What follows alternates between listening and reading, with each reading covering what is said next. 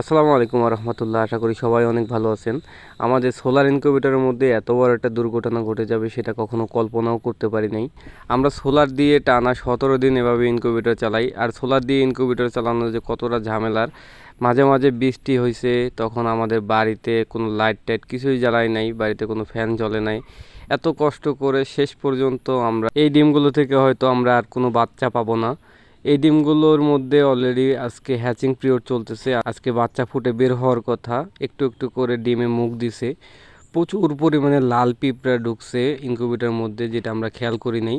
এতটা পরিমাণে লাল পিঁপড়া ঢুকছে, ঢুকে ওই ডিমের যে মুখ দিছে যে ছিদ্র, ওই ছিদ্র দিয়ে ডিমের ভিতরে প্রবেশ করে সবাই একসাথে অ্যাটাক করে বাচ্চা ডিমের ভিতরেই মাইরে ফেলছে। এরকম যতগুলো ডিমে মুখ দিছে সবগুলো ডিম থেকেই আমরা দেখলাম যে সবগুলো ডিম থেকেই পিঁপড়া বেরোইছে।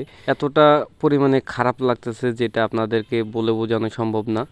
খামার জীবনে এটা আমার একটা তিক্ত অভিজ্ঞতা আপনাদের কাছে শেয়ার করলাম।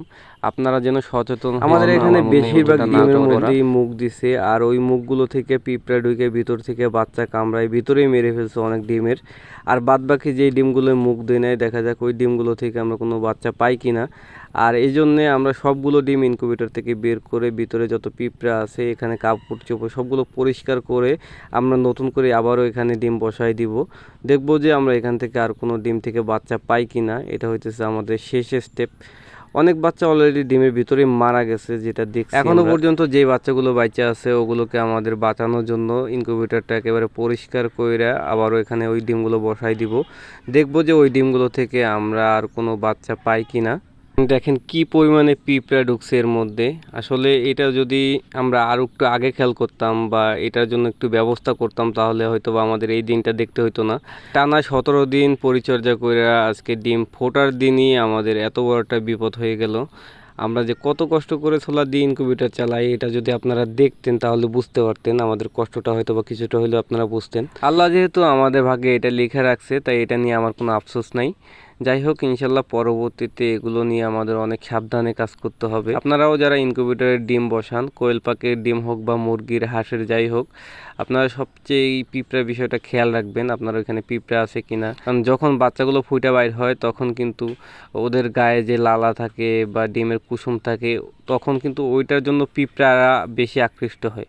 আমাদের ইনকিউবেটর পরিষ্কার করে ডিমগুলো আবারও এখানে ইনকিউবেটরের ভিতরে বসাই দিলাম। দেখা যাক এখান থেকে আমরা আর কোনো বাচ্চা পাই কিনা। গতকালকে ওভাবে ইনকিউবেটর পরিষ্কার করে আবারও যখন আমরা ইনকিউবেটরের মধ্যে ওই ডিমগুলো দিছি, সেইখান থেকে আমরা কিছু পরিমাণে বাচ্চা পাইছি, কিন্তু সেই বাচ্চাদের অনেক বাচ্চাই এখানে ইনকিউবেটরের মধ্যেই মারা গেছে, আর কিছু বাচ্চা ব্রুডিংয়ে এসে মারা গেছে। এই যে এগুলো ডাইরেক্ট কাইট বানায় থুই দিছে, এগুলো বাঁচবে বলে মনে হয় না।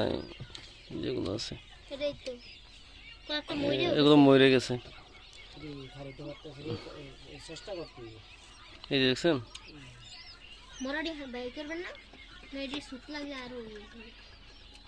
এই জায়গাও এগুলো সব কাইট বানায় ঠিক দিছে।